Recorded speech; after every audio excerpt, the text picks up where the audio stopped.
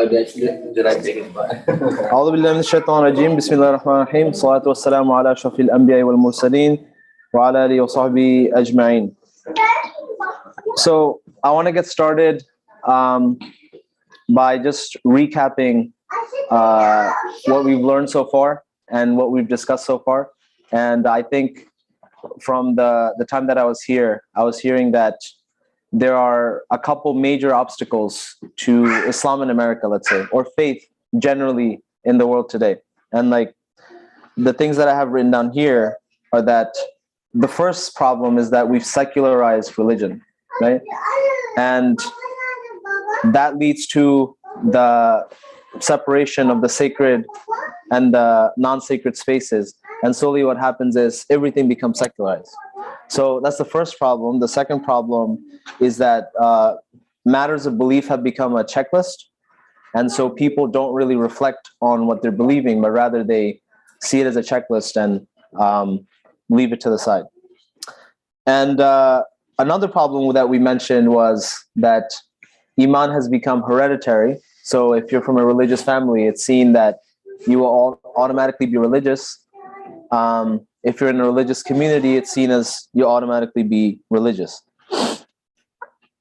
And then the last two things that we talked about was that people have a hard time, especially in the modern world, with submission, the idea of submission. It's a very, very ugly word to a lot of people, but also at the same time, religion is being preached as that you just have to submit and make a leap of faith without really thinking through the ideas of belief. And finally, the final thing that we mentioned is there's just too many things out there now, and people have come up with so many alternatives to traditional religion that religion has almost become irrelevant. So those are, I think those are the five, right? Yeah. So those are the five things that we spoke about so far since the morning. And in this session, we want to offer some solutions and speak more seriously and deeply about those solutions. So the first question that I have for Brother Yusuf, who thinks he has the solution for all these problems, right? So I want to hear about the solution, right? And when he was telling me about the solutions, he mentioned a word. He said, Iqra, which is the first revelation in the Qur'an, which is read. So, Brother Yusuf, tell us more about reading. What is reading to you? How is this a solution? Yes. So, inshallah, I will start talking about from read. But if you don't mind, when we were having this discussion with brothers at Drexel, also we asked the question, what is religion? Okay. And what's religion in the sense that what is deen actually, not even religion. So I would like to ask the word deen, because we are talking about finding Islam or like religion is in the decline, right? So, but what is deen? So, and I'm going to really go to this Arabic word deen and start from there, because it means that. But like if you step into this building and I tell you that, well, you need to pay $50, what would you say? Well, nobody mentioned us about $50. Like, I thought it was free. Where did this come from? It will just turn back and go away probably, because you will feel like you are deceived, right? When we talk about religion, this also sounds like that. Actually, it is, because they say, well, since you were born, you have to behave like this and this and that. Eat this, don't eat that, wear like this, behave like this, don't do this, don't do that. So it looks like we are indebted, or at least is what it sounds like. But for me to really buy into that, I need to have the idea of indebtedness. So if I don't have this indebtedness, talking about religion is just counterintuitive. Even it's repulsive, right? Yeah. Why shall I talk about religion if I'm not indebted to anyone? Like if I know that, let's say, you are funding my education, and then if you tell me that, well, after you finish your education, you need to come back and serve your country. This is how it's happening with many of the students on campus, right? Then you would say, well, it makes sense because they paid for me. Now I'm indebted to them, so I need to go back and pay. But if out of the blue, the student is on campus, you show up and say that, well, you have to come and serve your country, They would say, why? You have to remind them that, well, where was this money coming from in the first place? Like at Penn, at Drexel, it's 60K per year. You're getting that education, right? Yes, you do. Who was paying for that? Oh, it was being paid? Yeah, you were taking it for granted, right? So there has to be this indebtedness, has to be there. In the absence of that, immediately starting from pay us back all these things is repulsive, doesn't make sense, and it's illogical. It sounds illogical to the student in our example. So this is why starting right away from religion and taking religion as do's and don'ts is repulsive, really. So this is why when we say religion is in the decline or new generation is not really being into religion, what do you mean? Should be the first question, right? What do we mean by religion, really? So, and in this sense, I'm talking about deen. So in the absence of this indebtedness, it's really pointless to talk about that. So I have a question for you, because everything that I've learned from high school to college to my culture, I find the idea of indebtedness strange, because human beings are born free. You know, we're not indebted to anything, and our society. And I'm just echoing, you know, the sentiments of popular culture, right? I'm not saying if I believe it or disbelieve it, but yes. So human beings are born free, and they're not indebted to anything except by, you know, natural necessity or something like this. So how can we? And it seems a lot of people don't feel this way. So, like, why should we be indebted, or why should we feel that we have a debt towards somebody, especially something that we can't see, touch, or feel, or, you know, and so on? Yeah, you shouldn't. You shouldn't, unless you feel like you are being provided. If you don't feel like you are being provided, you would never feel indebted. So the question is, am I being provided? So I have to be bothered with it to start a conversation in the first place. Actually, when we look at the history of revelation, how it came to Prophet ﷺ, he was in a cave. He was bothered by something that he was in that cave, because we know that historically he had been frequenting this cave since age 35. He got revelation at age 40. But yearly he was going to that cave, and up to as we get closer to age 40, he was staying there for long periods. So this person was troubled by something. He was seeking for something. If you're not seeking for something, then really there's no indebtedness, no issue, no nothing. You can continue living your life. I have to ask the question to myself: do I have any trouble in my life? Is there something that I cannot figure out? And same thing with another prophet, because Qur'an talks about prophet stories not because telling us stories. It's telling us those best examples of how humans should be. We see the same pattern in Ibrahim alayhi salam's story. What does Ibrahim alayhi salam's story tell us? It's not just a man's story, really, because as in the first session we talked about, Qur'an describes it as guidance and expects us to bear witness to it. How can you bear witness to a historical event which you can never verify? Ibrahim alayhi salam is dead long ago, and Quran is saying that such and such happened. How are you going to verify that, right? So in a way, I should be able to verify the same story in my own journey. So the Ibrahim alayhi salam has multiple stories, of course, in Quran, but one of them is he is aware that he is being maintained and sustained and provided. But who is it that maintains and sustains and provides me? Because I'm not able to do it by myself. Like, I know that I am, like, I go to bed, my consciousness goes away. In the morning, it comes back. Like, who take it away? Who gave it back? What is maintaining me? My heart is pumping, my, I don't know, blood is being cleaned. All these things are happening in a continuous fashion. What is the maintainer of that? I have to question this, because I am getting paid. This is payment. But to whom am I indebted to? This then becomes a question. And I need to start the journey of searching in there.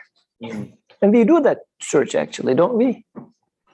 Right. Yeah. And I think a lot of people sidestep this question or even don't think about it because they take it for granted, right? That my cells are doing all the work, my molecules in my body are doing all the work, and my body is just exactly that. It's a piece of material entity that takes care of itself.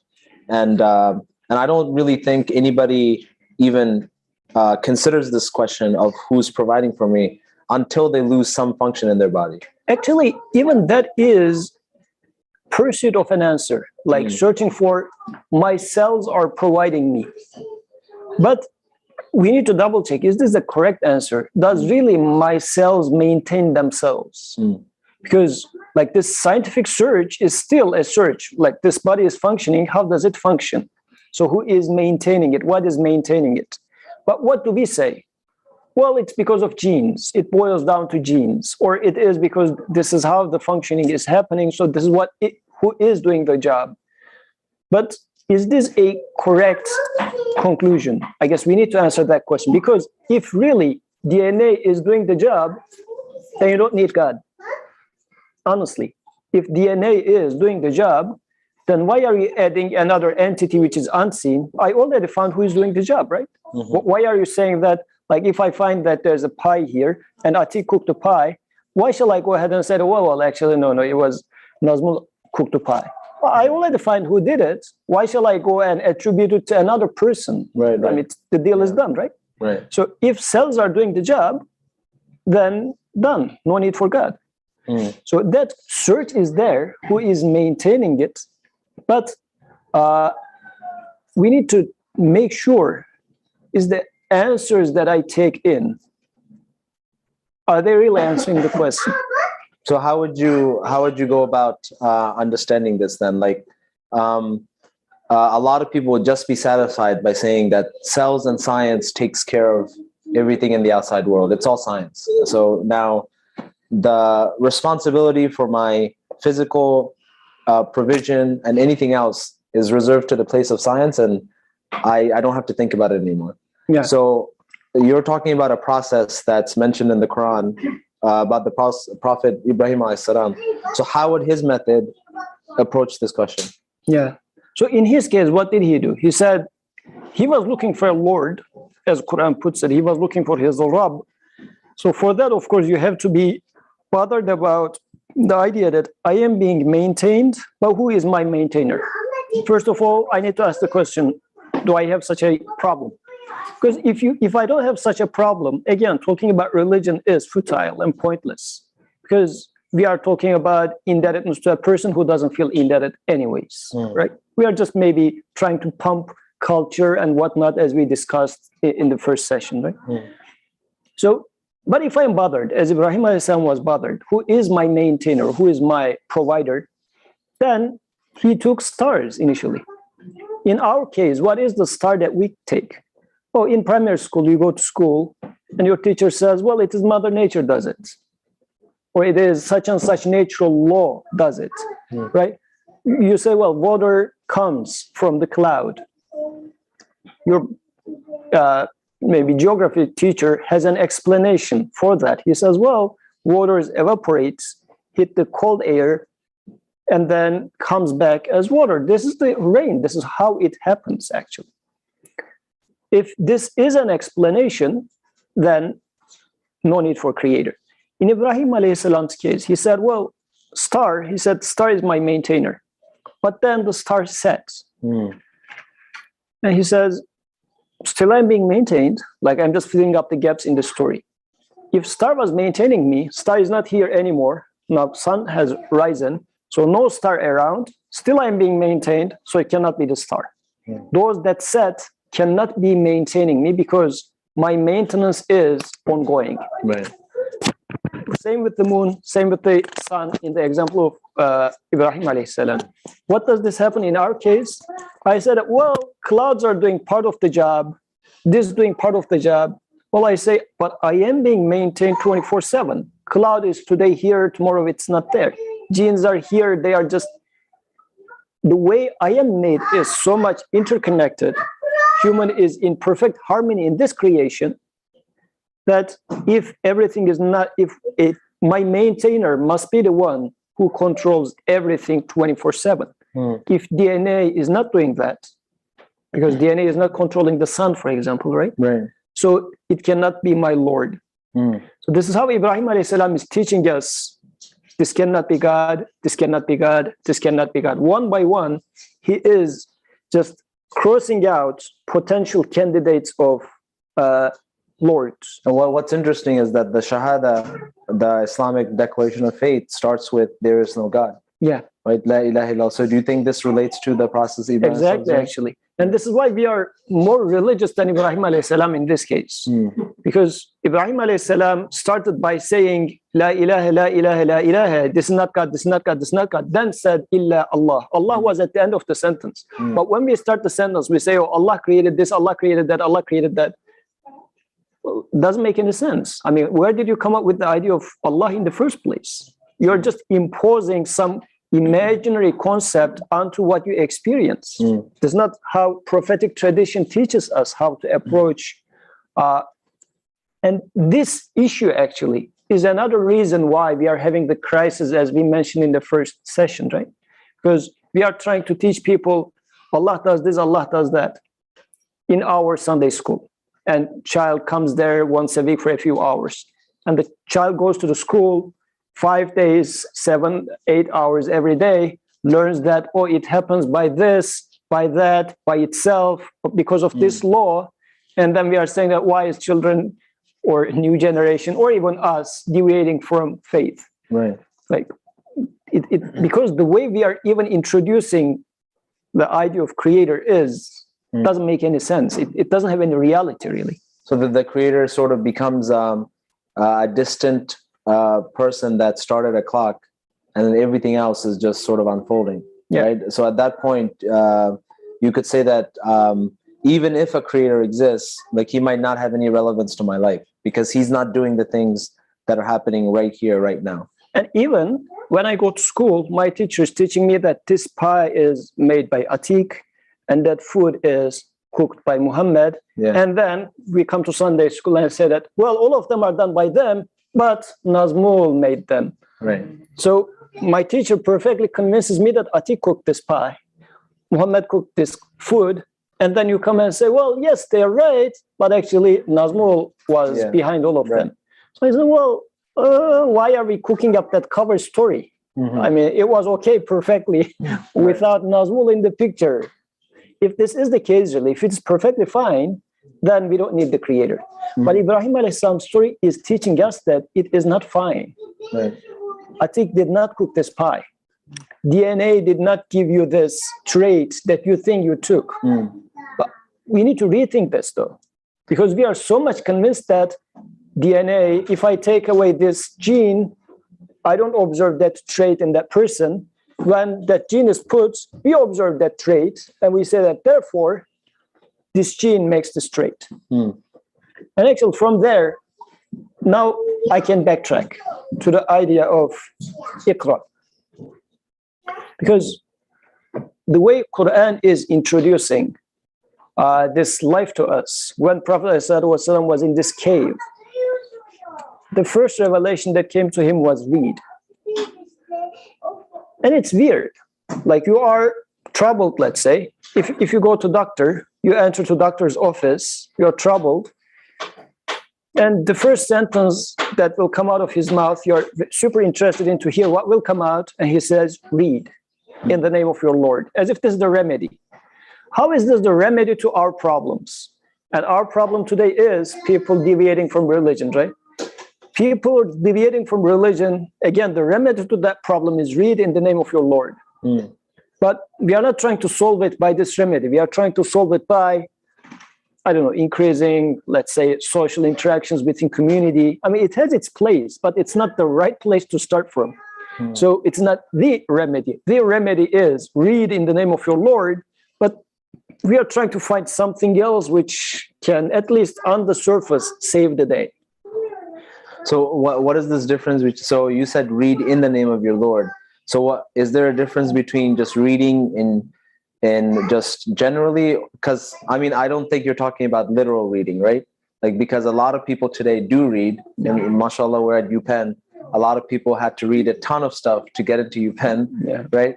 And so what's the difference between reading and reading in the name of your Lord? Yeah.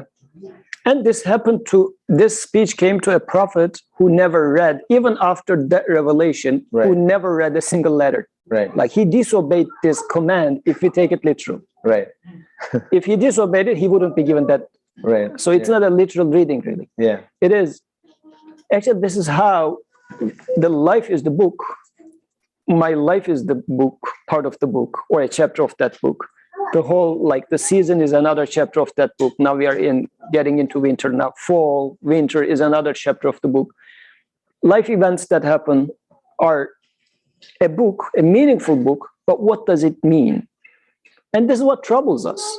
If I take it as such and start from there, then I would say, what does the author of that book mean? Because if I take the author of that book to be chance, which we do in science, right? It's just random chance, then you don't seek for any meaning. Because if it is just some random happenings, you will not seek for meaning. Then the life will become just, it sucks, it doesn't mean anything, it's just randomness is killing us. Right. But if I read it in the name of my Lord, this is where again Ibrahim alayhi salam comes into the picture, right? He was seeking for his Rabb, and again, Iqra bi ismi Rabb, read in the name of your Lord, who is my maintainer. I need to read in his name, the one who maintains me. What does he mean by facing me, let's say, having a friend like Nazmul, having a friend like Atiq? Why did he make me friend with this weird guy, right? So this needs to be like, what was the purpose of the creator? Because I am being created in this setup, right? So what did he mean by that? It was because we feel like we have a lot of choices. We do have choice, but if you think about your life, you are being exposed to many more things that's outside of your choice. What does he mean by that? Reading it in the name of him is actually life. This is the purpose of life. And religion is going to answer that question. If I am troubled about that, this must be the thing that take prophet to the cave. To the extent that I am troubled about this, then religion is really filling up a huge gap. It's becoming life, actually. The life itself becomes meaningful. Otherwise, my life was just randomness. Now my life becomes education. It's black and white, so stark of a difference. Right. And I think one of the biggest issues, I don't know, we didn't really talk about this in the first session, but one of the biggest issues of our civilization is escaping, right? And we look at, for example, Meta, the company that used to be called Facebook, working on VR, right? And a lot of people pushing tons of money into VR because, and one of the inventors of this technology, he actually said that, look, you might think that it's weird, but for a lot of people in the world, their reality is hell. And that the only solace that they can get is by escaping their reality. And I think for a lot of people today, all of reality can be like hell. And they just want to escape. And that's why there's an explosion of hedonism, an explosion of just pleasure seeking in our entire culture. And I think what you said about reading in the name of your Lord, if you don't read in the name of your Lord, then all of creation is just like a foreign language, right? So you have the stars, you have life events, you have the seasons, you have, people that you meet, events in your life, even the pleasures that you enjoy, they just seem like a foreign language that don't really mean anything, right? Yep. So like the difference, not even language, because language means there's some meaning being conveyed. It is just garbage sound. Right. It's sound and fury, right? Macbeth has a very nice line in Shakespeare where he's like, all of life is sound and fury signifying nothing, right? And which is ironic because he's the person who, deceived and killed and was treacherous, and now he's sitting there, basically getting punished for what he did. And at that point, he says that life doesn't mean anything, right? Sound and fury. So, okay, so I guess if you read in the name of your Lord, then every single thing becomes significant. Now, the problem with that, I see a problem with that too, though, right? Because if every single thing becomes significant, then doesn't life get tougher?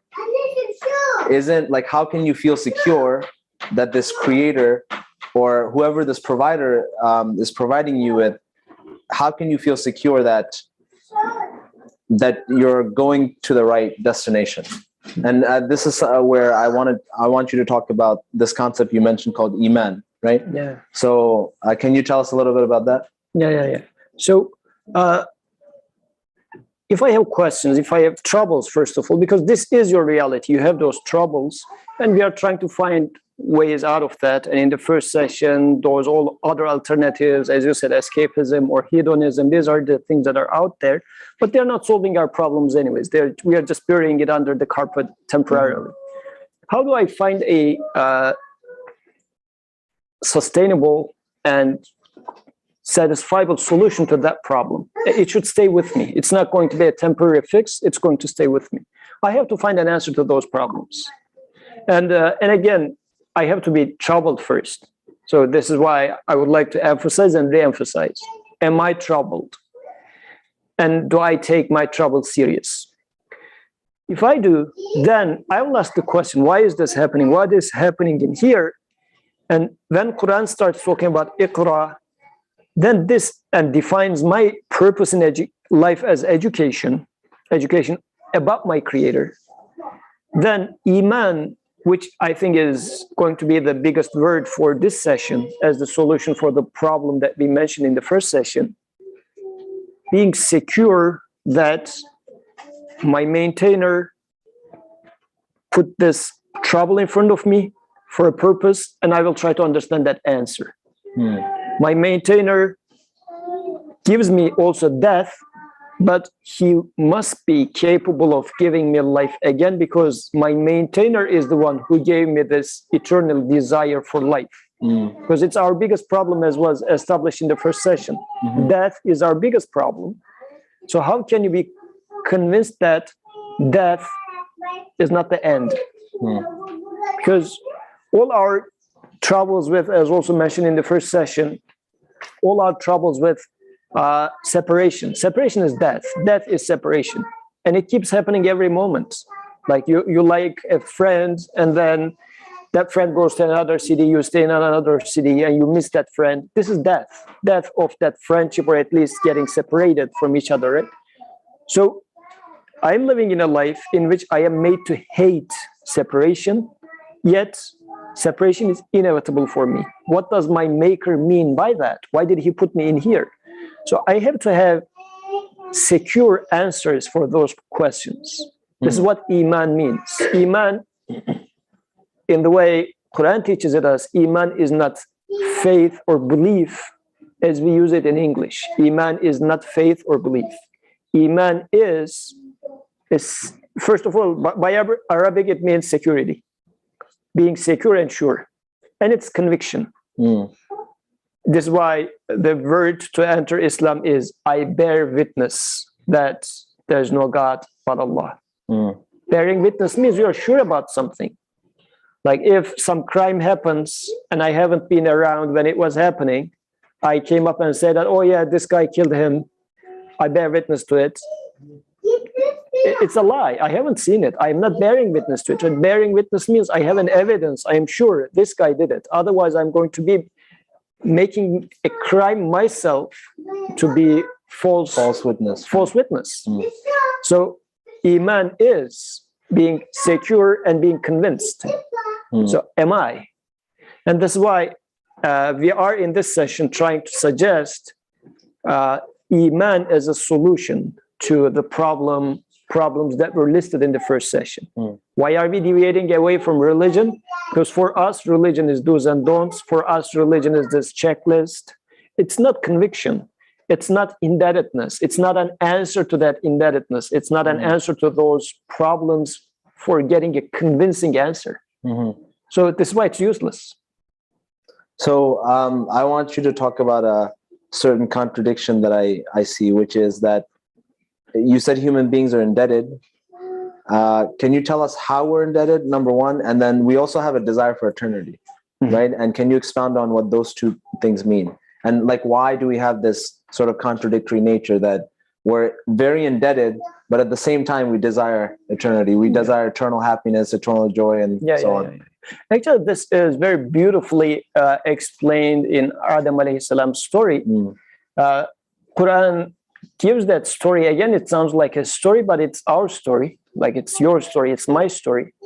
When the Creator says, I'm going to create a being, a human, angels, object, are you going to create something that's going to shed blood and make corruption on earth? The story goes on. I'm skipping a lot of details. Then Adam comes out, he's taught names. This is our reality. And this is the job of human, really, to be taught names. And we are taught names. When you look at a cat and kitten, and when the cat feeds the kitten, you feel the sense of mercy, right?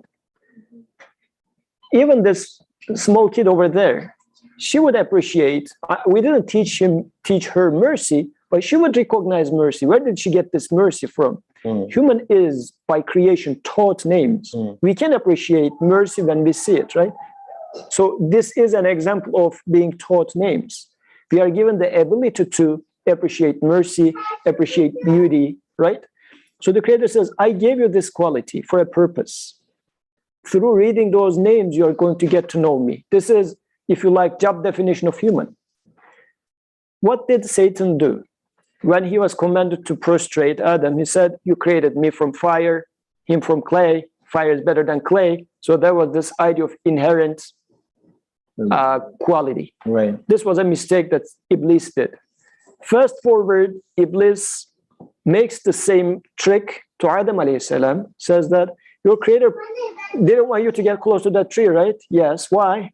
Because if you eat from that tree, you would become eternal. So two things are going on in here. One is, as you said, human has this desire for eternity. And yesterday I was asking to Drexel students, does anybody here ask for eternity? Nobody raised hand. Nobody was interested in eternity, really, apparently. I said, well, how about a video game that you play? Would you like that video game to never end and never get boring? You keep playing and you would like to play forever. Right. And you don't need to pay more money. It just gets updated and more joy. Yes, this is eternity. Yes. You would like eternity, right? So human is asking for that eternity. It's in our nature. And again, we can use that game analogy. This desire for eternity nowadays, Satan comes and says, well, you know, this new game that came out, it's going to give you the eternity that you're seeking for, right? And we go and buy that game. We played for 5 hours. Then we realize that after 5 hours, we didn't get eternity. We start getting bored. Or this joy is not staying with us anymore. This is what happened in Adam alayhi salam's story, actually. They ate from the tree, then they realized their nakedness, meaning that it didn't give us the eternity that we were seeking for. What did Satan use as a trick there? And this is so important in our, and it's a mistake that we keep doing. Satan said that eternity comes from the tree. Right. Happiness comes from that game. Right. If you watch this movie, you're going to be freed from your worries. All these are the issues we are facing. It is issue of causes create effects. So locating the security and comfort that we would get from Iman and putting it somewhere else, thinking that it comes from something else, like this particular food or movie, video game, person, relationship, whatever it may be. In story of Ibrahim alayhi salam, if you go back to that, this would point to, oh, sun is my sustainer. That game is my sustainer, or sustainer of my joy. Ibrahim alayhi salam made his exploration and he said that, no, it's not giving me joy. This cannot be my Rabb. So I play the game. I realize that it's not sustaining me. I say, no, this cannot be my God. This cannot be source of my joy. Right. So keep searching with your journey. What is my Rabb? So that's why there's this desire for eternity in every single one of us, but the things on this earth is not giving us the satisfaction. And this is what's happening with the youth as well. What is being introduced to them or to us for joy is more and more shows in Netflix and like what's it? Amazon Prime has a lot of drinks. Yeah. I like it. It's not that good. Yeah. It's something else. Yeah. Rings of Power. Oh yeah. There you go. Okay. We have a cultural person here. Yeah. We have a cultured person here. Okay. Yeah. So I mean, this is where we are being introduced as resources to satisfy this desire for eternity, and we fail each and every time, as Adam alayhi salam failed and realized his nakedness. Right. And then we try to, as Adam alayhi salam did, try to cover up our nakedness with leaves of paradise. Like such a weird way of trying to make a cloth. Like, can you make a cloth out of leaves? Like, it's so hard. Use something else, right? Like, leaves are really hard to stitch together to make a cloth out of it. But this is what we do. I take a patch, or this series, let me watch this show. It's going to cover my desire for eternity. It didn't. Or then this video game. Or then let me have a child. Maybe it's going to cover. These are the patches we try to put on top of ourselves to get saved from this distress. But we cannot. But what's interesting to me, I find it ironic because Iblis tells Adam alayhi salam, he promises him shajaratul khuld wa mulkin la yabla, right? This tree of eternity and a kingdom that will never end. What's interesting is he's already in a place of eternity and a kingdom that will never end, right? So it's interesting to me that just forgetting the fact that you're being sustained and then attributing that to something else can make you just completely miss the obvious, right? And a lot of things, when I first started coming to these halakas, a lot of the things I would just ignore because I'm like, oh, it's obvious. Yeah, Allah takes care of me, sure. It's because it's so obvious, you just simply sort of ignore it. Or you see the rain and you say, oh, it's raining today. It looks nice. Now go back to playing video games, right?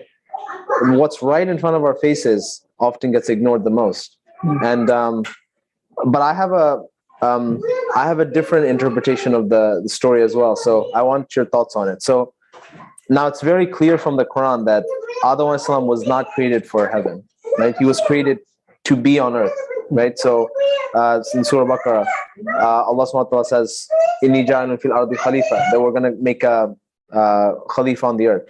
So it's obvious that he would have gone to the earth anyway. And perhaps that Iblis was able to distract Adam alayhi salam for a minute because he was not going to be in heaven for a long time. And so the idea of bearing responsibility of being a khalifa on the earth was something so great that, okay, maybe let me just become an eternal person, right? But do you think that the joy of a person is actually in accepting the duty that his creator gave to him? Or is it just much better just not to bear any type of responsibility and just switch off, right? As most people in today's culture are trying to do. And a lot of the hedonism is driven by the desire to switch off. Yeah. So, these two alternatives are in front of us. Why would we bear belief in God means you have to change your life. Like, if you actually believe in God, that's the scary part of it. If you actually believe in God, then it's real. Like, the day of judgment is coming. Everything in my life is meaningful, and it's very scary for people. And it doesn't seem to give them the security that we're talking about. So it's just the alternative is much better, which is just to shut off, right? If it was possible, is it really possible to shut off? That's a good point. Because, for example, you graduated from that college and you took, I don't know how much loan from that government or somewhere, let's say, or a student. So if you know that you get this money and you have this debt, how can you pretend as if it's not there? Right. I am born and I know that day by day I am getting closer to death. How can I pretend as if it's not? As if I am in death row, as everybody else in this room is in death row, and I'm pretending as if everything is normal. Like, when you think about people in the death row in prison, We are feeling sorry about them. What sort of a life do they have? Day by day, they are getting close to death, right? How can such a person shut off? Maybe here and there, momentarily, he can forget, plays the music and just gets lost in the music. But when the music stops, which eventually it will, you're back to your reality. So human is not animal. If human was an animal, animals don't have worries from future or like any regrets from past. They live the moment. If only it was possible for human to be an animal, but we cannot. This is the problem, right? It's not our reality. Like this, the thing called intellect given to us, if you like, it's one of the best tools that is given to human, but also one of the worst torture tools that is given to human. Right. Unless you throw it away, you're doomed. This is our reality. This we cannot shut off. If only we can, we cannot. And what's interesting is the Quran says one of the fruits of Iman is لا خوف عليهم ولا هم يحزنون. They don't fear about the future and they don't regret over the past. Yeah. So it's just very interesting parallel that the Iman that we're seeking is actually not to shut off, but to feel joy in the moment. Would you say? Exactly. So, exactly. Yeah. Otherwise, life is a torture for the unbeliever. So, you know, an interesting thing is, I feel like Ibrahim Alayhi's story, he takes this to its final conclusion when he's about to be thrown into the fire by his people. So can you talk a little bit about that? Yeah. So like what leads him to there is also, because this is one of the, again, best examples of, since Ibrahim Alayhis salam is also considered as father of Tawheed for a reason. So he's really teaching us how to reach to that Iman. And another example he gives is to teach his people, they were idol worshippers, and there were idols, which we have plenty of them today as well. So he breaks every other idol, leaves one of them intact, so that people questions. Because it's similar, what sort of a crooked way of thinking do you have that you will attribute your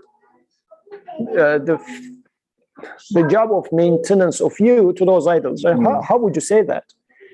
He wants to make them reconsider their methodology of thought. So the idea is, well, you think like those idols have powers and doing something for you, right? Good. So the largest one also has that power, right? Good. So it's possible that it break the idol. So there shouldn't be any issue. Once they see the scene, they shouldn't be really puzzled, because it looks like these idols are broken. This has the X on its neck. Even the tool is there. This one is not broken. So this one broke. It's that easy. Right. Why are you complaining?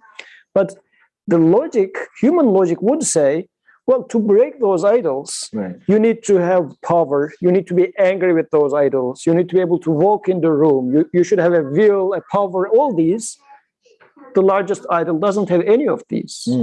So it doesn't match, doesn't make sense. But Ibrahim has all of these. So this is why they throw Ibrahim into fire. Today, what do we do? So let's say, and again, we were talking about this. I said, on the table, I put an apple here, and here's a tree. I asked students, I said that, does tree make the apple? They said, yes, it does. I said, okay. Why? Because we say, well, when there's no tree, we don't see the apple. We always see apple when there is tree. We therefore say tree makes the apple. Or to make it simpler, if there is no this such and such gene, we don't observe that trait. When there's this gene, we observe that trait. We say, therefore, that gene is doing blue eye color, let's say, right? We attribute making of blue eye color to the presence of that gene. This is our way of thinking. Ibrahim Alayhis salam is actually questioning this, making us question that. So the example that I was giving was, if there's this pie over the table, you come home, nobody's in the home, but the pie is perfectly made to your taste. And it's your birthday today. Interesting, right? And you see that in the house, there is floor, there is a dog, Right. recipe, like the contents is there, and there's a piece of paper, a recipe on the table. You say, well, dog, no, dog cannot be the doer of it. Why? When you say who made it, what are you looking for? The one who made it must be knowing that I like this specific taste, must be loving me, must be knowing my birthday, right? Should be able to cook. Well, my dog loves me, but he doesn't have those other qualities. Right. This is why I discarded the idea of dog, right? Must be knowing how to cook it, like a recipe. Well, recipe is on the table. Well, it's just part of the story. Recipe cannot cook, right? So I also discarded recipe being as the doer. Well, there must be a doer because this pie was not there in the morning. It's a new thing. It's newly made. Who made it? Then your mother comes out of the, let's say, cabinet. She was hiding in there. Starts saying happy birthday and whatnot, right? Then everything makes sense because your mother loves you, your mother knows you, your mother knows your birthday and everything, right? So when it comes to this blue eye and this DNA gene over there, or this apple and my tongue, whomever made this tongue, this apple, so he likes apples. Whomever made this apple must be knowing me, must be loving me, must be saying that, oh, this is perfectly to the mouth of Yusuf. And when I look at the tree, I don't see any of those qualities in the tree. Yet today, if we were to ask the same question to here, we would say tree makes apple. Right. This gene makes this blue eye. This is what Ibrahim alayhi salam taught us how to think actually. Because our way of reasoning as a result of scientific method, the method itself has limitations, but we don't respect the limitation of scientific method. Scientific method would say, well, in the absence of this gene, I didn't observe blue eye. In the presence of this gene, I do observe blue eye. That's all it says. But if I take one step further and say that, well, therefore, this gene makes blue eye, how did you come up with that? It's not a logical It's like saying the dog cooked the cake because or much better yet, I think the better analogy would say, like you see the cake and then you see the cake recipe and also a birthday card. And you say, haha, the birthday card and the recipe made this cake for me. Yeah. Right. Which is exactly what we do when we say like, how is the water from the sky coming down? You say, okay, the precipitation cycle, right? Or how is my body being sustained? Well, you have all these equations that talk about how, blood is being transported across your body. So it seems like the same thing, right? Yeah. By saying that, okay, this recipe card made the cake. Yeah, because each and every time there was a pie, you saw a recipe over there. This is why you say, well, when there was no recipe, there was no pie. When there was pie, there was always recipe. Therefore, recipe makes the pie. Is our reasoning. Is this really, does it make any sense? Right. So Ibrahim alayhi salam is teaching us that this is your reasoning, oh idol worshippers of today as well. This is such a crook way of thinking. It's not a logical reasoning. It's not a human way of reasoning. Really. It's just association. It's not causation. The two comes together. That's all it is. One is not the cause of the other. So this way of thinking, by this way of thinking, I can say, La ilaha, la ilaha, la ilaha. This cannot be God, this cannot be God. Because we said, dog cannot be the cook, recipe cannot be the cook, this cannot be the cook. These are all the stages of how Ibrahim teaches us, this is not God, this is not God, this is not God. Still, there has to be a maker though, because it's being made. The pie was not there in the morning. How did this come into being? This is how Ibrahim says, Inni wajjahtu wajhiya lillahi fatir as-samawati wal ard. Now I turn my face to the maker of the heavens and earth. There must exist a maker. I don't know what he looks like, but he must exist. Right. This is Iman. This is and now Ibrahim is 100% sure about that. You cannot shake that because he's so sure there must be a maker. But I don't know where he is. But his Iman is so strong in this idea that you're talking about of causality that even when he's thrown into the fire, like, can you talk a little bit about that? What happens? Actually, it's very interesting because when somebody is thrown into fire, you will burn, right? Fire burns. But that conviction, and actually it's famous, everybody knows this hadith, and Arinda Vanya Abdi, the Creator says, I am upon how my servant knows me. Ibrahim alayhi salam knows his creator as the causer of the causes. He is the one who makes fire burn. He is the one who makes the rain come down. He must be the one who makes me quenched after drinking water. Like water does not quench me. My creator quenches me. When he was thrown into fire, his creator commanded the fire not to burn. Because his creator was the one who kept commanding the fire to burn. This time he commanded fire not to burn. It's not like, oh, God created fire at some point in time and it would burn. And this specific time he come to fire and said, well, for this time, don't burn. A new command came. No. Every moment was a new command. Ibrahim alayhi salam's Iman was about that already. And in this specific case, when he was thrown into fire, the fire didn't burn because fire does not burn. Well, what's so interesting that we have a tradition that whenever the prophets are, like, especially messengers, right, are in danger, then Gabriel alayhi salam and the angels in general will come down to help them, right? So the Prophet at the Battle of Badr, famous story that Jibreel alayhi salam came down with an army to help him in the fight. What's interesting about Ibrahim alayhi salam is, as he's being thrown into the fire, we have a tradition that says that Jibreel alayhi salam actually came to him and said, you know, you need any help? Can I do anything for you here? They're about to throw you in. And so Ibrahim alayhi salam says, with a very interesting response, that my maker will take care of me, right? So even the what you would think would be like the dignified intermediary between God and humans or angels, Ibrahim alayhi salam is so convinced in this idea of Iman that you're talking about, is he's even like, okay, you know what?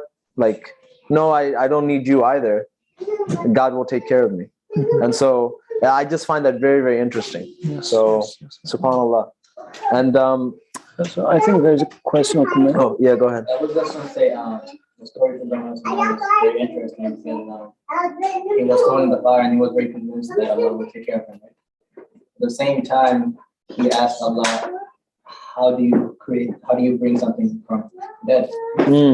So how was his Iman? Like, he had the information. Yeah. At the same time, he had this questioning. Yeah, it's so beautiful, actually, isn't it? So can you talk a little bit about that? Like, why would Ibrahim alayhi salam ask? Like, he has been saved from fire, right? Yet Ibrahim alayhi salam asks Allah subhanahu wa ta'ala, how do you bring back the dead? Yeah. So he was. This is why Iman is like, we feel like if I say I believe in Allah, all is done. But in the first session, it was like 6 pillars of Iman, right? Belief in Allah, does it equal to belief in resurrection? Or is that a different question? Like, belief matters are not one, they are 6, right? Yeah. Because all of them are super interrelated with each other, but they are answers to separate questions. Solving one question does not mean that you answered the other question. So still you can have question in the other one. Ibrahim alayhi salam had that question, and Quran is very beautifully telling us that human can have questions, and actually human must have questions. This is what human is meant to be. So I'm going to seek for question. Otherwise, if this was something bad, the creator, and in that verse even, the creator says, don't you believe? He says, I do, but to ease my heart, to satisfy my heart, right? So questions are part of the journey. Ibrahim alayhi salam had a journey, and it's a lifelong journey. Prophet ﷺ had a lifelong journey. It was not like, oh, at age 40, when he got prophethood, he was at the top, shut off. It was a journey. He had an ascension. A lifelong journey is an ascension. Where is my ascension? Because, again, if you go back to Adam alayhi salam's story, we came down from heaven to earth. How do we go back to heaven? Must be our concern, right? And actually, the story completes with Prophet ﷺ going to heaven during his ascension, which shows actually that you can go to heaven when you're living on earth. Prophet exemplified this for us and said that it's possible for you as well. for you, you can go to heaven, to paradise when you're on earth. Prophet did this. You can do that as well. And he said, Salat, like the prayer, is the mi'raj of the believer, right? Which means your prayer can become your ascension. You can go back to paradise on earth. This should become our question now. How do I, because so far we talked about Iman being the answer, Adam alayhi salam being sent down to earth from paradise, and this being part of our education, our purpose in this life. Ibrahim alayhi salam taught us how to believe. He taught us how to do that. How do I go back to the paradise? How is my ascension going to be? Because this should be the part of the conversation if we are talking about, oh, people are deviating from religion. Because if I was introduced religion as just do's and don'ts, laundry list of just check marks and whatnots, it's irrelevant in the first place. It doesn't really fit any gap in me. I don't need that. Why should I be bothered with that? And this is why in the quote unquote freedom mindset of today, it sounds so nonsense. Yeah. And this is why if a person finds the opportunity to detach, easily can detach. And this happens more if you get out of your comfort zone or your society, if you immigrate to a new country, right? So what is the solution? First, show that I am in need of that. I have a need, first of all. Then show that what you're offering me is answering those needs. Then show that how I can go back and fulfill this eternal needs, right? Because the issue was, we talked about eternity. How does religion or Islam or Qur'an fulfill that need then? How is eternity fulfilled? Because like watching, what was it? Not the Lord of the Rings. Rings of Power. Rings of Power. Rings of Power is right there. Huh? Fan fiction. Fan fiction. Lord of the Rings fan fiction. Okay. So watching it is right there. Yeah. Available for me. I can immediately plug in and get joy. It's temporary joy, but available right there. And you're telling me not to touch it. Well, I know if I get the joy, detachment from joy is more painful. I know that it's going to be bad for me eventually. I mean, forget about afterlife. In here, experiencing the joy, you just enjoy it for a few minutes, a few seconds, a few hours. But detachment from it is now your joy level is this. Yeah. Bar is raised. Now, next time you need to watch a better movie. Yeah. So if only you haven't watched that good movie, man, because it's just making life harder for you, right? Yeah. This is how the joys are being my enemy. Yet it's available right there. What do you offer? If as religion comes and says, don't do that, what does it offer to replace this, right? It has to be replacing that joy and not tell me that, oh, be patient here. When after death, God is going to give you more and going to make you happy. Whether it gives you the joy in the here and now. It has to be. Right. Because, I mean, maybe you have watched those, there are a lot of such videos in YouTube. Like for a child, they put a candy over there and put a camera somewhere that the child doesn't know and say that, don't eat this candy and I'm going to give you 5 candies, but don't eat this for 20 minutes. This is a test of a human nature, actually. Yeah. So it's so hard not to eat that. It's right there, right? I don't want 5 sugars 10 minutes later. I want 1 sugar right now, right? And you come and say that, well, don't do this and that, and I don't know, all the things that religion tell us not to do.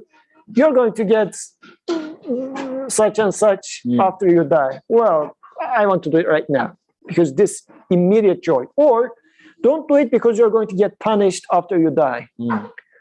Like, if nobody is seeing, just I can do it. And maybe, you never know, maybe they will forgive me, or maybe there's no afterlife anyways. Maybe, I mean, these all become part of the conversation then. Right. So we have to replace, and actually religion do replace, this joy starts here. Paradise starts here. Hell starts here. And this eternal joy starts here as well. And you know what's interesting is I think even using the word religion does a disservice to what we're talking about, right? Because it's not really religion, it's recognizing truth for truth. Like these truths that we're talking about, that human beings are dependent creatures, human beings are being sustained, death is an obstacle, and I need to somehow be joyous in every moment, right? Like these are actual just truths, and what we're talking about, just waking up to them. And what the Qur'an is teaching us is just to wake up to them. You know what's so interesting is, I've been a lot on the internet, right? I've spent a lot of my time on the internet, on YouTube, on crawling through various places, right? Matters, right? No. Well, yes. For the religion. For the public, yes. Only religious matters. So, and what you notice is that fan communities, right? And a lot of people on the internet, they are seeking a type of religious joy, right? The mystical union of the saints, right? You know, you guys ever seen a picture of a saint, like one of those Christian saints? They're looking up like this, and in the whatever vision of Jesus or whatever they have. So they're seeking this type of joy from the content that they're watching. And one of the things you'll recognize is when the content is messed with, when it doesn't go the way that they want, there is this almost like I would say almost ISIS level like hatred against creators, right? Like I remember like there was the series, like I didn't really watch it that much, but I read some of the books, Game of Thrones, and when astaghfirullah, and when the HBO, you know, they messed up some of the episodes, I was, you know, on one day I was just searching Game of Thrones review, and there were like 6-hour long discussions with millions of people viewing this. And the entire discussion was, you know, I can't believe they did this. I can't believe, you know, this is unbelievable to them. And they have this almost religious reaction to the things that they hold dear being taken away. And almost this, especially Star Wars and Lord of the Rings, right? Very, very strong communities that people are seeking a type of religious joy in the content that they watch, right? So when we speak about religion, it's not something that, only people in Mecca or Medina or, you know, churches do, but rather I feel like human beings are just like religious in nature, right? Yeah. So if we're not awakened to truth, then we're going to seek religious joy in, I don't know, Star Wars. Yeah. So, subhanAllah. But yeah, and what's interesting is the word fan actually comes from fanaticus in Latin. And fanaticus were the people that would, fanatics, right? They were the people that would attend the temple of Jupiter and make sure that the rites were going properly, right? And if you stepped out of line, they would like hit you. So that's literally where the word comes from, right? So it's very interesting because fanatics were people that were managing idols, and today, when you're a fan of something, you created a false idol for yourself. It's the irony of life is sometimes very, very odd, right? So with that, we'll give a break for prayer. And we discussed Iman. We discussed the stories of Abraham alayhi salam and Adam alayhi salam. And in the next session, we're going to talk about how they relate to the points that we mentioned before. Okay, so to resume, Brother Yusuf has been talking about Iman as the solution to all of these major problems. I just have one question though. Like there are two really big things that I've noticed with, let's say, the regular understanding of Iman. And the first of them is that a believer feels like he has to see the entire world as meaningless. So like you're talking about causation, right? That the tree doesn't create the apple, or like, you know, the clouds don't create the water. I'm not sustaining myself. Okay, God is doing everything, but that means like all of creation is meaningless, right? So like how can you live by thinking that all of creation is like, okay, it's just God, now nothing else matters? Is this correct? So meaningless, what do we mean by meaningless? Because let's apply to the example of a book to see what we mean by that actually. Initially, what we were thinking, the analogy of book means, initially I take the book as just letters. Right. Not even letters, just ink over the paper. And I was approaching it as, there are 55 shapes of this, by this I mean A, and 22 shapes of B, and start making statistics like that, and say, well, 32% of the time, shape A is followed by B, and keep giving descriptions like that. And eventually, and this is how machine learning works actually, you can come up with estimating if there's an A, probably next will come B, right? This is our way of functioning. And we call this as progress. Like if you can estimate when I drop this, it's going to fall. This is an estimate that we do, and it's 99.999 times. That's how it happens. We make calculations based on that, and we say, oh, so let me make use of that for this purpose, that purpose, right? This is what we do. But if you take the book as a book rather than just shapes in certain order and whatever, take it as a book, then now it's a totally new paradigm altogether. Then the definition of benefit changes altogether. Now you're trying to make sense, understand, oh, then there's all these words, meaningful messages. What does the author mean by that? The purpose has totally changed. The definition of benefit changed totally.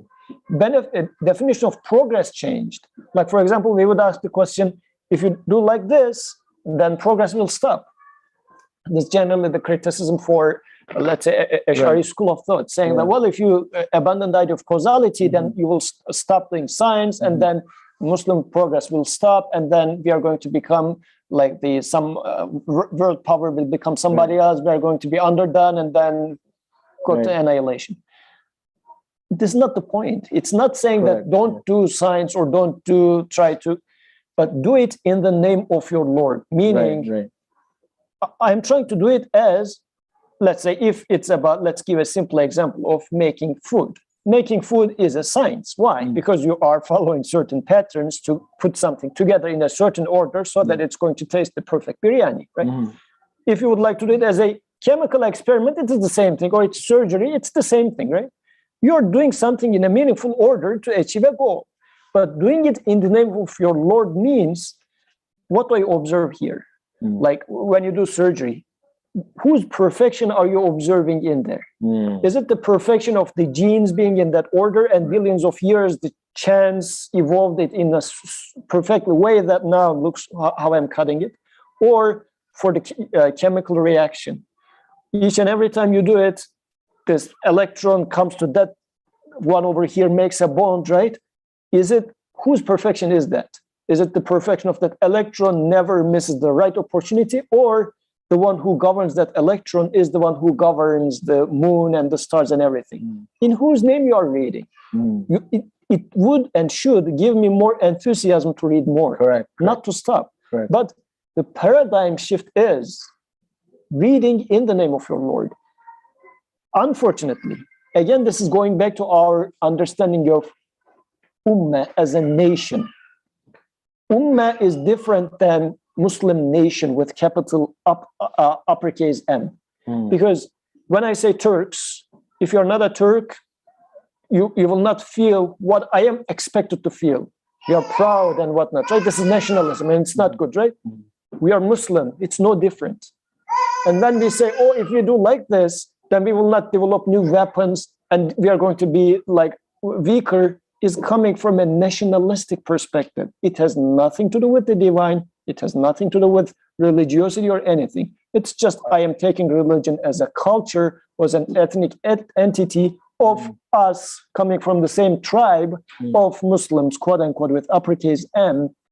That's how you can have like atheist Muslims these days. Like, there was a guy, New York Times article, I forget if it was New York Times or Atlantic, but he's like, I'm an unapologetic atheist Muslim.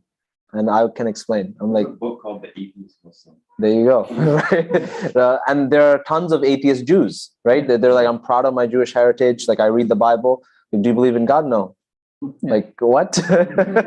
And they go to Israel for, kibbutz, everything. So, So in this sense, the change needs to happen in reading in the name of your Lord. This the first command. Still, they're not there yet. Right. And actually, this conversation happened yesterday as well. When I was talking like this, a brother immediately rejected, saying that, well, this boils down to saying that you're not going to do science. I didn't say anything like that. Right. But why is it being understood as such? Because we were so much scared of science in the previous generations. What we said people were, when they do science, they get unreligious, right? Yeah. We say, don't do science to protect them from getting, like, losing their faith. So now when you talk about it, it sounds the same, right? Yeah. So that's why that change is needed to be made. No, we are not stopping doing science. What we stop doing is, how do I read? Right. And what I've noticed is, yeah, go ahead. I have one question about that. Like when you say we will still doing whatever we've been doing.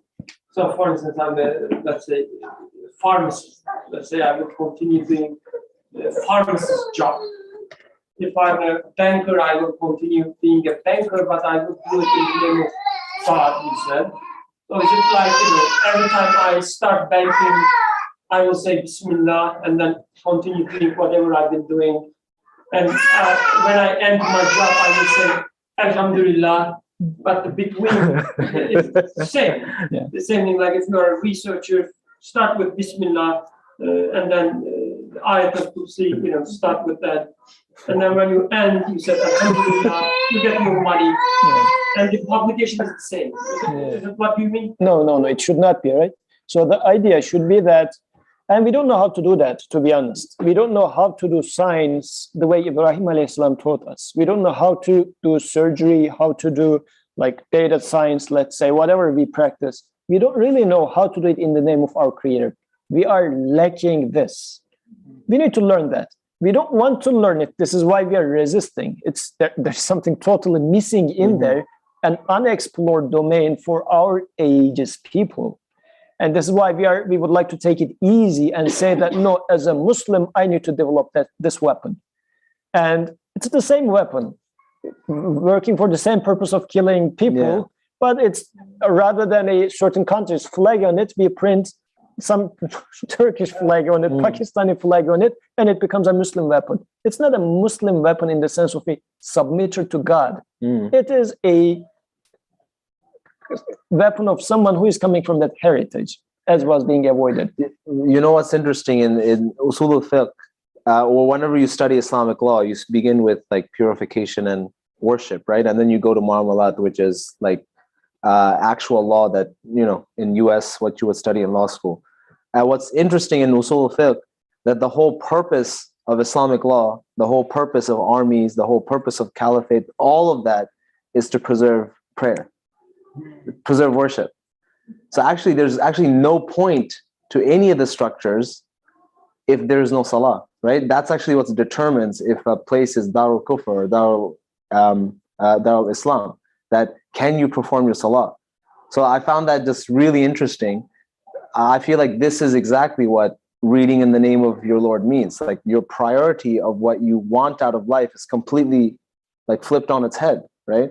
Which is why I think a lot of modern people, including Muslims, when they read about past scholars, they can't relate, because these scholars are like, the preservation of salah is the most important aspect of human life, regardless of anything. And they're just like, and then they have all this culture, they have all the science, Muslims in the past. And just like, how can you create that civilization with that type of mindset? Well, it's because exactly what Yusuf is saying, that you read in the name of your Lord to protect that institution of salah that allows you to ascend to.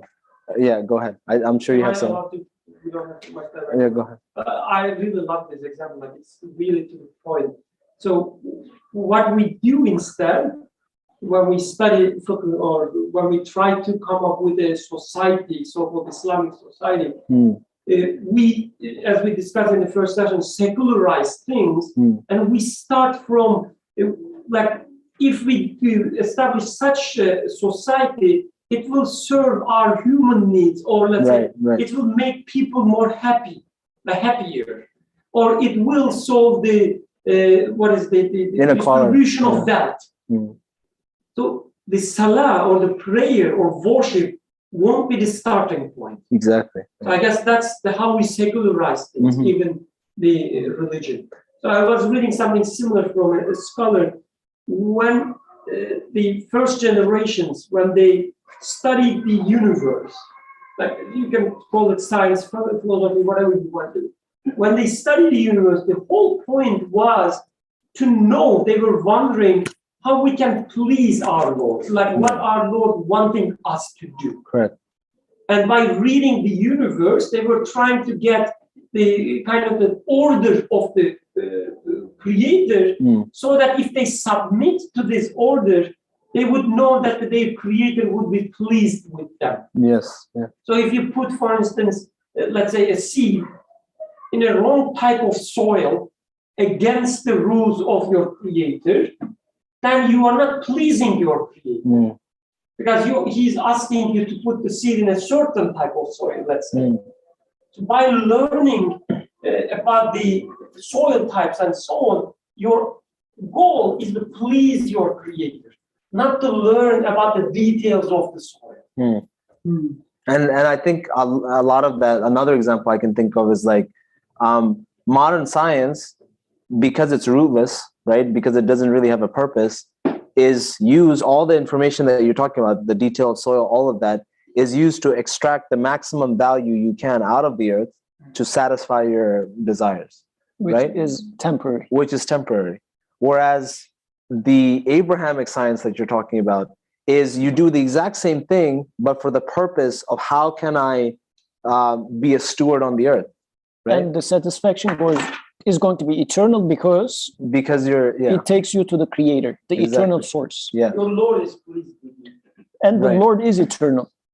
Because if I thought that the source of my joy was that tree, when the tree is cut, my joy would be finished. Or if the source of joy is the apple, I swallowed the apple is gone, joy is gone.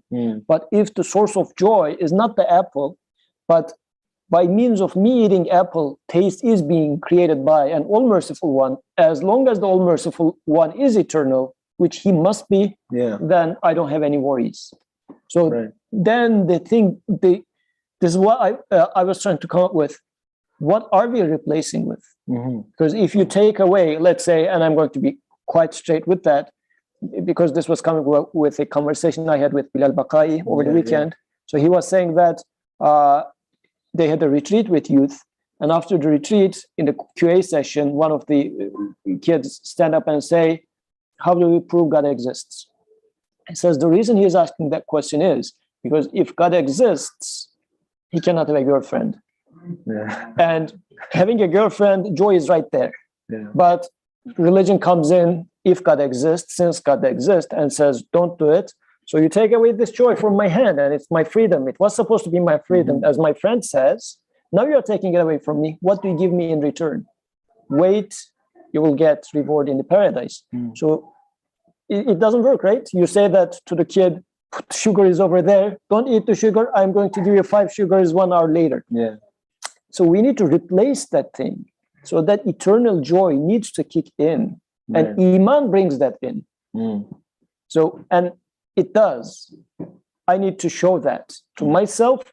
And if we are worried about really new generation and living religion and whatnot, and how am I going to preserve my kid from those joys and whatnot, make them taste, make myself taste this eternal joy within the things here and now. And I think what Iman does, I mean, at least thinking like this, I mean, I've been trying to train myself to think like this because for most of my life, I'm pretty sure I've been a materialist, is that it awakens your curiosity. Like when you go to a theme park, when you go into a theme park, I'm not a big fan of theme parks anyway, but we had to go there because my work took us to Universal and stuff. So, but when you go to a theme park, right? Yeah, it's not fancy. But when you go to a theme park, you know that you're in a safe environment. You know that there are security guards everywhere, blah, blah. You paid for the experience. And then you see all of these different things in front of you. And you see like people being flown at several speeds, right? Hundreds of kilometers into the air and falling down. You're like, oh, that's interesting. Let me try that. But if you saw this in any other context, you would never get on it, right? Or you see like, you know, somebody performing a magic trick, like you go into a box and then they cut your head off and body off and put you, and you're like, oh, that's interesting. You know, let's go try it, right? If a couple is going to a theme park. But in any other context, you would never do it, right? So I think what the feeling of Iman gives you is that it makes the entire world into like a theme park like experience. Because right? it gives you the security. It gives you the security, number one. And number two, you're always curious. You're like, oh, look at this tree. That's very interesting why the branches are like this, right? And then you start being interested in literally everything, right? Because of the fact that, like he said, you know, it's as if you had a book in front of you, you couldn't even read the language, right? It's just ink on a page. You wouldn't be very interested. But if you could read the language, right? Like I've been learning Arabic recently, and an entire realm of YouTube just opens up for you, right? An entire section of YouTube that you could never access, memes, jokes, all sorts of things, like an entire world just opens up for you. And I think the same thing happens when you have Iman, right? It, instead of making creation meaningless, I think it does the opposite. Yeah. Every moment becomes meaningful, a totally new sort of joy, but much more high quality, like eternal joy opens up for you. Exactly. And practically speaking, what does that mean? Let's say, going home, what's in your to-do list tonight? Oh, eat food, then watch Netflix for 2 hours, then go to bed if this is your schedule.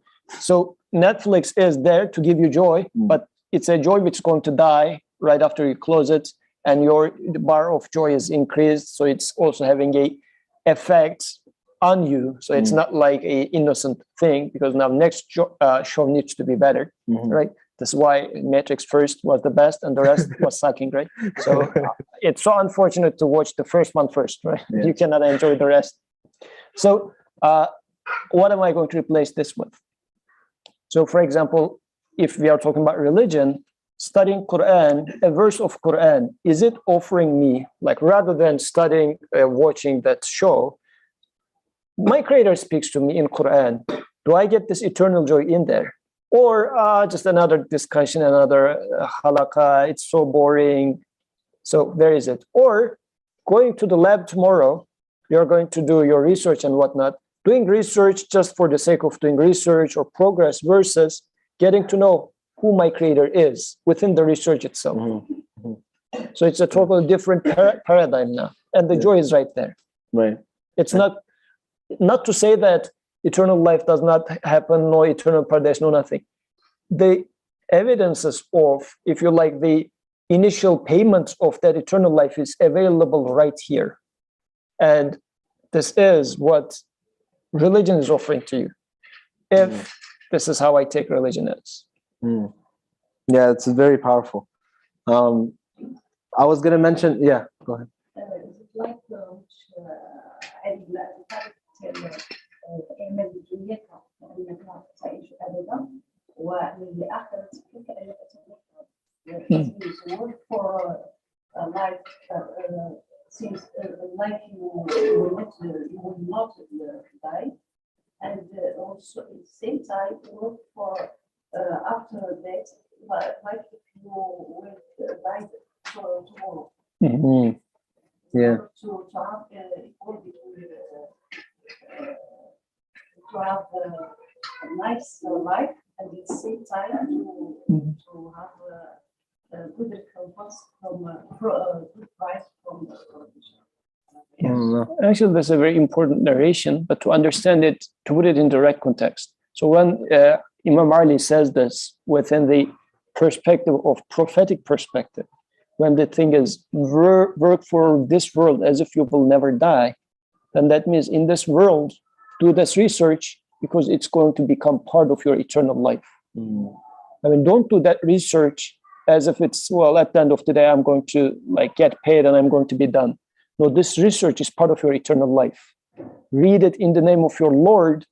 So don't make the separation of this world and the other world. This is a secular separation. Don't make that. Do that research because it's part of your eternal life as well. Because taking it the other way around is going to be a secular approach for religion. Yeah. You're taking this as if part because.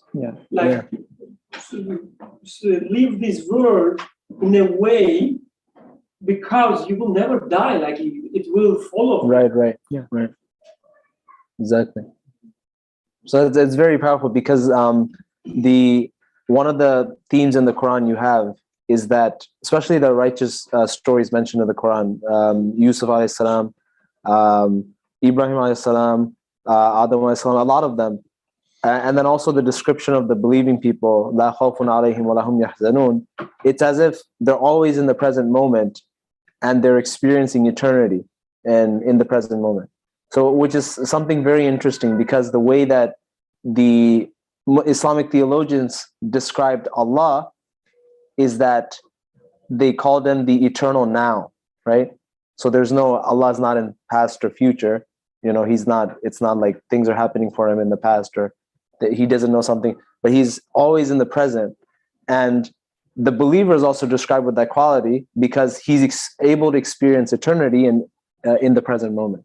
Yes. Right? Whereas like the person that's ghafil, heedless, he's always stuck in the flow of time.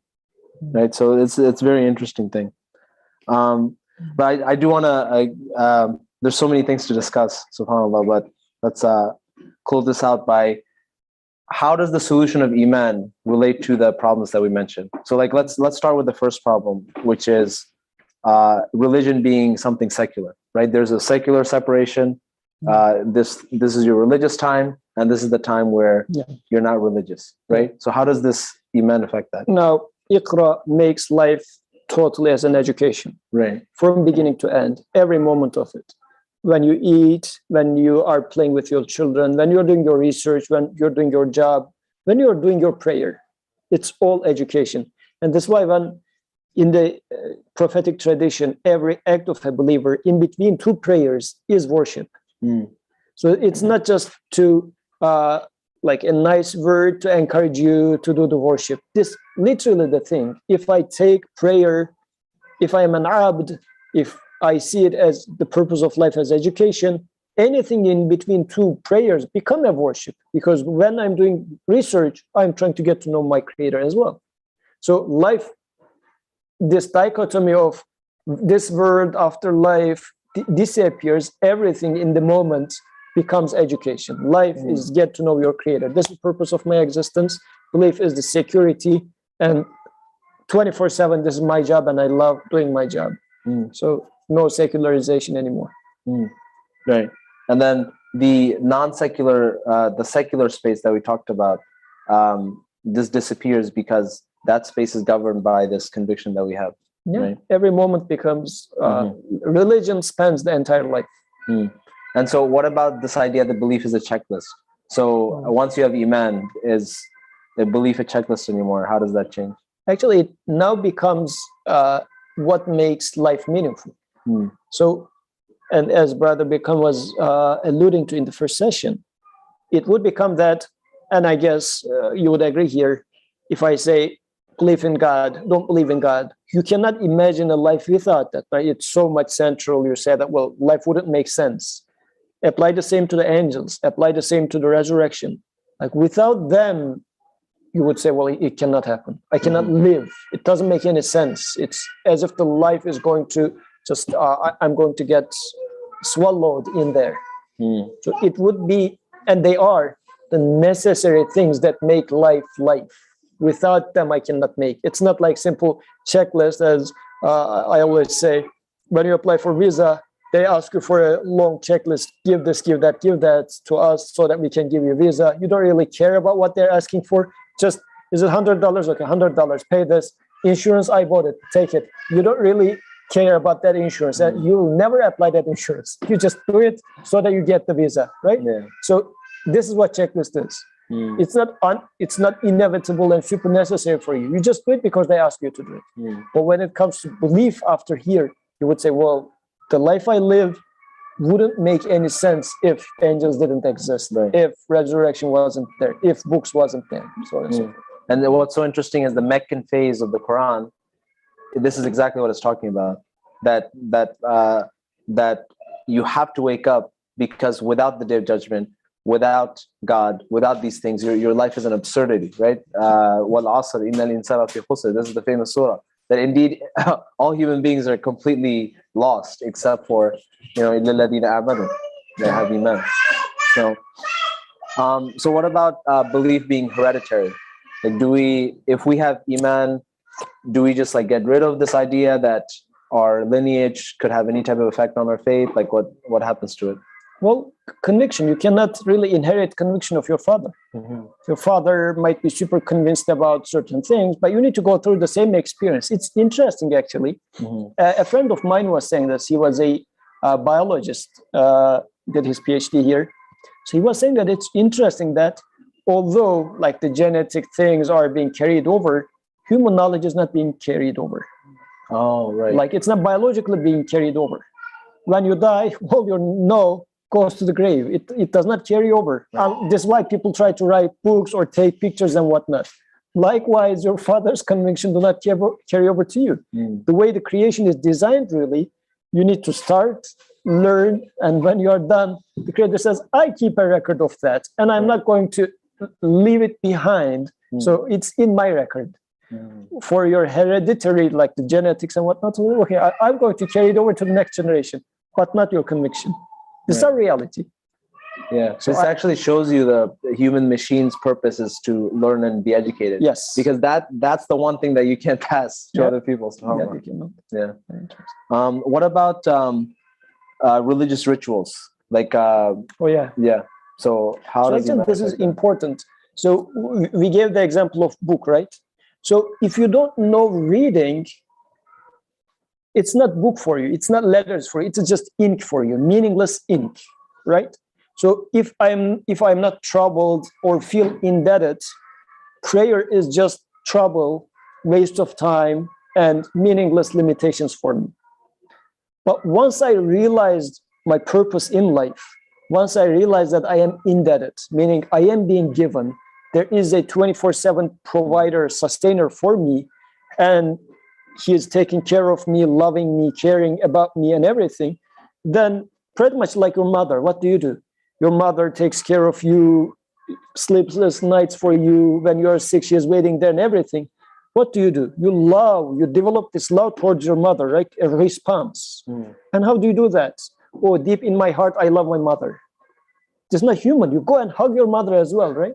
So this internal feelings that are developed, which is the enthusiasm to respond back to my creator, worship, and showing it physically just comes coupled. It's not separated. Going back to the book example, once you realize that it's a book, the letter becomes indispensable from the meaning. It's not core versus shell. It's like this dichotomy disappears. This is necessary, that is necessary. Meaning is necessary. Shape of those letters are necessary because they signify the meaning. So you cannot imagine a life without prayer, because you cannot imagine a life without appreciation of your creator. And appreciation, you show it physically as well. This is how human is. Right. Like saying that, oh, I will do it from my heart. Well, you cannot do that, bro. You're human, right? Right. A human, we don't say that, oh, I love my wife deep in my heart.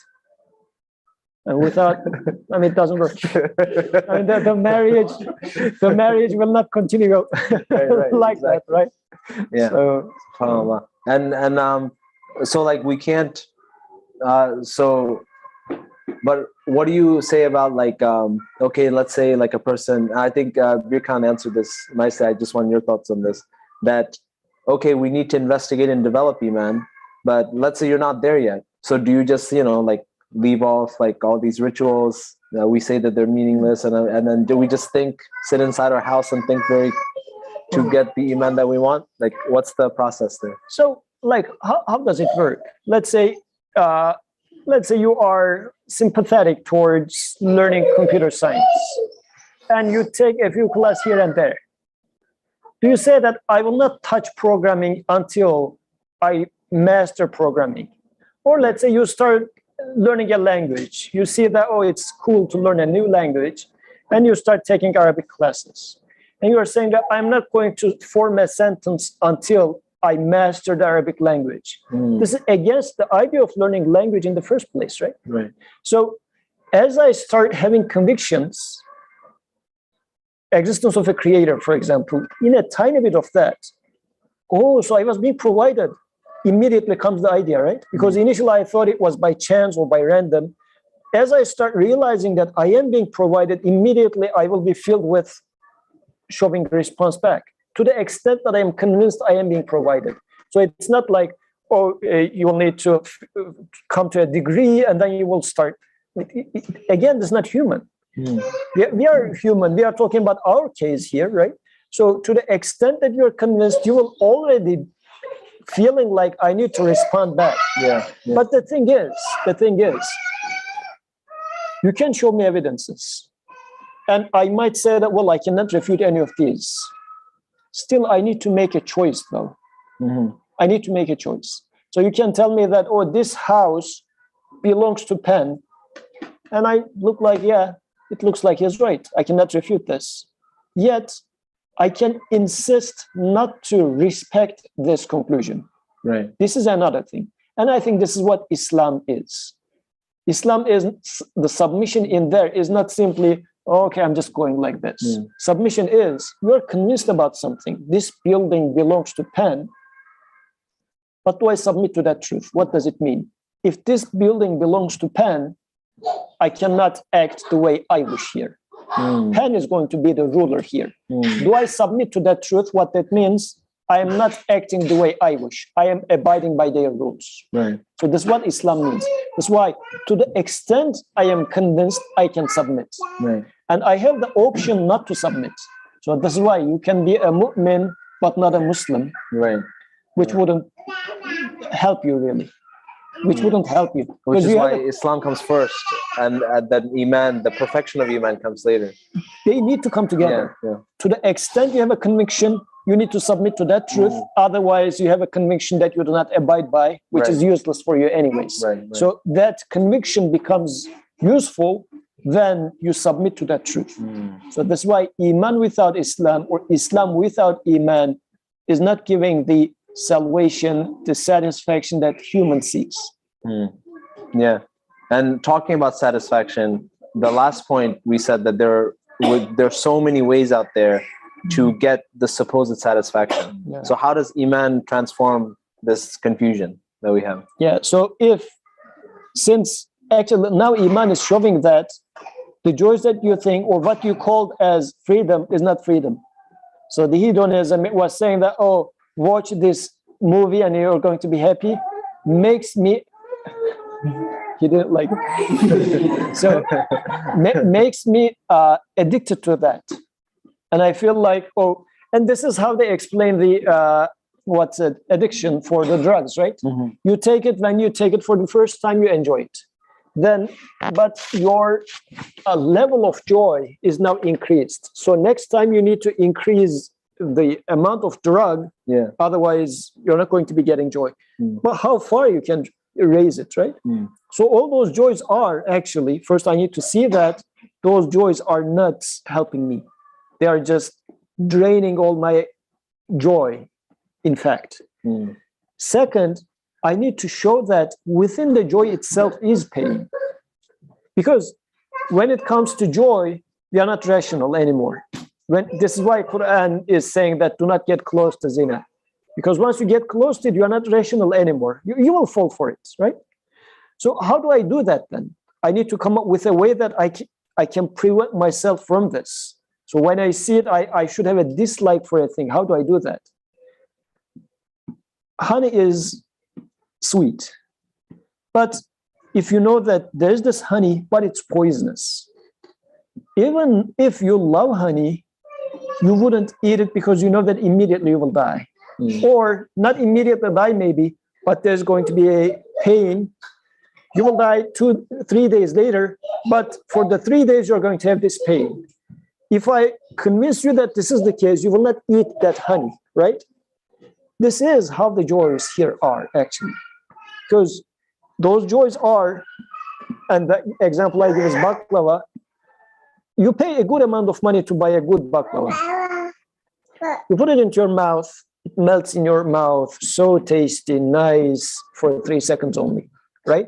3 seconds passes, joy is gone, money is gone, but and diabetes.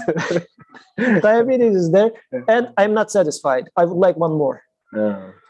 I was, let's say, rich enough to buy a second one. Same, 3 seconds. It's not tasting as good as the previous one, first of all. But again, it only tastes for 3 seconds. The joy is gone. And now I have another issue. My stomach is full, yet I'm not satisfied. Right. And I have less money. So I have to stop somewhere. Once I stop, now I am separated from joy. This is what sticks with me. Joy was with me only for 3 seconds. Getting separated from joy stays with me forever. Right. So it's a trouble, right? So it sometimes happens that, I don't know if you have ever said this, but you say, well, if only I have never known this. Right. Because knowing it was nice initially, but now that I tasted it and I know that I cannot taste it again, it's worse. Right. If I have never tasted it before, it would be even better because lack of it was not a thing for me. It was not a source of pain for me. Like imagine somebody you love dies and you are being upset with that, right? If you have never known that person, never loved that person, that wouldn't be an issue for you. Right? Separation sticks with you. Right. And this is how all the joys in this life are if I don't convert them to eternity. How do I convert them to eternity? I mean, I'm not saying that don't eat baklava, right? It's not that I'm not going to taste joys. Tasting joys in a non-believing way versus believing way. Because belief is going to eat that baklava as well, but then this baklava will become, the taste in the tongue will disappear, but then this baklava is a gift of creator of heavens and the earth. You're literally eating in the name of God when you say Bismillah, right? So this is really the whole point of it. It's not just a magical formula that you say before you eat, but you're converting the pleasure that you have in that moment into something eternal. Like imagine, it's the same baklava. The baklava is given to you by just like some vendor, street vendor, just a baklava for you. The same baklava is given to you by, I don't know, President of United States. Right, that's different though. You will not even eat that baklava, like put it into some vase, and because the meaning, the real joy in this baklava is much more than its taste now. The real joy in this baklava is it's given to you by such and such important person. Right. Now, this boy is cute and I like him and whatnot. But another way to look at this boy is, it is given to me by the creator of the heavens and the earth. It's gift of such a one. It totally changes. A totally different and new type of joy starts appearing. And this joy does not cease to exist. Right. So this is why it's totally change of paradigm and an unending source of joy, which is paradise. It's like you're in a dark room and then you just turn the lights on. That's like the world of difference that Iman can make in a person's life. Yes. So yeah. And this is how actually, I mean, there's one way, as far as I understand, is making an ascension, going back to paradise. So Adam alayhi salam was sent down to earth. With puberty, we are sent down to earth in which we seek satisfaction in the material things themselves. But we need to ascend back to paradise. Rasulullah did it and taught us how to do it.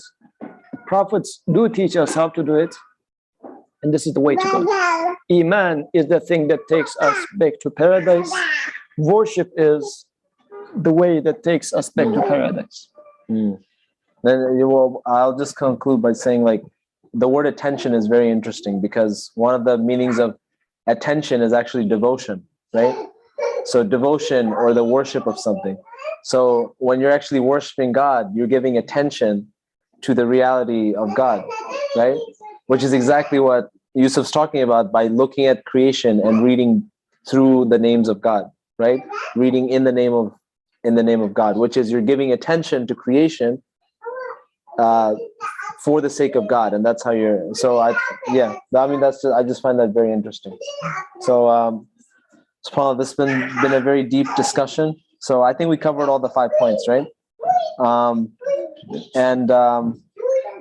mean, I'll just leave it to you. Like, if you want to say any concluding words, and then I can conclude the session. Alhamdulillah. Okay, inshallah. All right. So I want to read a little passage from Nursi, where he actually talks about the story of Ibrahim alayhi salam, right? and he looks at this phrase, "Inni la uhibbul afilin." I don't like things that set, right? So he has a very poetic little passage here that I really want to read. So, Bismillah. So here he goes. He says, "It made me weep." The verse, "I love not those that set," which was uttered by Abraham, peace be upon him, and announces the universe passing and death. "The eyes of my heart wept at it, pouring out bitter teardrops. Each teardrop was sorely sad as the eyes of my heart wept. The verse causes others to weep, and as though weeps itself." And then he says here, "A beloved who is hidden through setting is not beautiful. For those doomed to decline cannot be truly beautiful. They may not be loved with the heart, which is created for eternal love, and is the mirror of the eternally besought one, and should not be loved with it. A desired one who is doomed to be lost on setting, such a one is not worthy of the heart's attachment, the mind's preoccupation. He may not be the object of desires. He is not worthy of being regretted with the sorrow and grief that follows. So why should the heart worship such a one and be bound to him? One sought who is lost in ephemerality. I do not want such a one, for I am ephemeral. I do not want one who is thus, who is the exact same way. What should I do? I worship one who is buried in death. I shall not call him. I shall not seek refuge with him, for I am infinitely needy and impotent. One who is impotent can find no cure for my boundless ills. He can spread no medicine on my eternal wounds. How can one who cannot save himself from death be an object of worship? Indeed, the reason which is obsessed with externals cries out in despair at seeing the deaths of the things it worships in the universe, and the spirit which seeks for an eternal thing to love cries, I love not those that set. I do not want separation. I do not desire separation. I cannot abide separation. Meetings followed immediately by separation are not worth sorrow and grief. They are not worthy of being longed for. For just as the passing of pleasure is pain, imagining the passing of pleasure is also pain. The works of all the metaphorical lovers, the works of poetry on love, are all cries at the pain arising from imagining this passing. If you were to constrain the spirit of all the works of poetry, from each would flow these grievous cries. Thus, it is due to the pain and tribulation of those meetings strained with transitoriness and sorrow that my heart weeps and cries, I love not those that set. So it's such a beautiful reflection on Ibrahim Aslam's words from the Qur'an by Imam Nursi. And I think Yusuf asked me to summarize our discussion in one word. I think, not one word, sorry, one sentence. And I think the only sentence you can really think of is that the devotion to ultimate truth gives us ultimate joy. So I think that's really it, right? So Jazakallah khair for attending. Anything good we've said is from obviously God. Anything wrong or incorrect is not from him, from Satan. Jazakallah khair. Assalamu alaikum.